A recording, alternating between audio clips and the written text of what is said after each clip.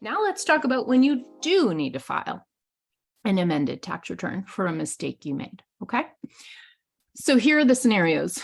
One, if you incorrectly reported your filing status, so that's really important. Filing status means you're filing as a single taxpayer, or married filing joint, married filing separately. Sometimes you might be filing, if you were widowed, for example, you might need to file an amended return to put that into the return, things like that. So filing status is single, married filing joint, married filing separately, head of household, and those things like if you are a qualified widow, etc., widower. Okay. If you incorrectly reported your dependents, that you have them, that you don't have them, the number of them, that's really important.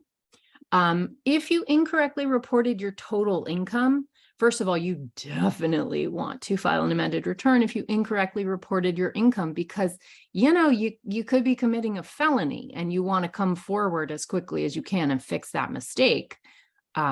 Otherwise, if it's seen to be actually deliberate, you're in some big trouble. Okay, so that's a big deal, that one.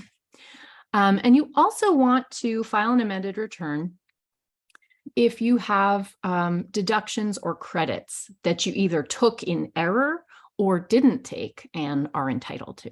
Okay, so those are the reasons you want to file an amended return.